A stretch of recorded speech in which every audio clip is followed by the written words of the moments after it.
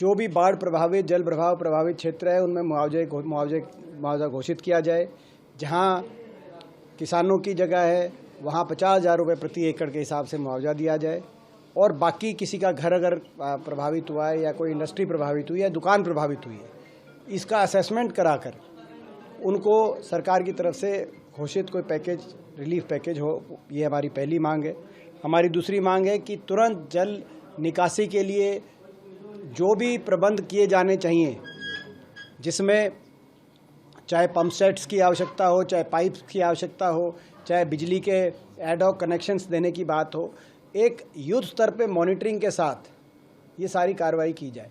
जो आज इतनी भयावह स्थिति बन गई जल भराव की पूरे प्रदेश में, खास तौर पे अंबाला में, बाकी पूरे प्रदेश में, उसकी कहीं ना कहीं 11 साल से बीजेपी सरकार की निष्क्रियता की वजह से हुआ है। क्योंकि खट्टर सरकार ने एक पॉलिसी बनाई थी, खट्टर साहब ने, कि कोई नई ड्रेन नहीं बनाएंगे, अगर किसान खुद जगह ज़मीन दे तो नई ड्रेन बनेगी।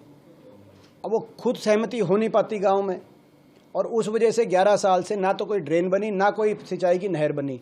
यहाँ तक कि दादूपुर नलवी जैसी एक ऐसे प्रोजेक्ट जिससे इतना फ़ायदा था हमारे पूरे नॉर्थ हरियाणा को, वो प्रोजेक्ट केवल इस बात पे कैंसिल कर दिया गया कि मुआवजा ज़्यादा देना पड़ेगा। आप अंदाज़ा लगाओ कि ये सरकार की कैसी कार्यप्रणाली रही है। और यहाँ भी हमने जो पाया कि अगर स्थानीय स्तर पे भी अंबाला में आप देखो तो जो बांध है वो पूरा नहीं किया गया, जो सिल्टिंग है, नदियों की सिल्टिंग नहीं की गई। तो आज डीसिल्टिंग नहीं की गई, नदियों की डीसिल्टिंग नहीं की गई, तो जो करना था, सफाई करनी थी, जो ड्रेन्स की सफाई नहीं की गई। कुल मिलाकर ये स्थिति बनी है, और सरकार संवेदनशीलता से इसमें तत्परता से काम करे, हमारी सरकार से मांग है।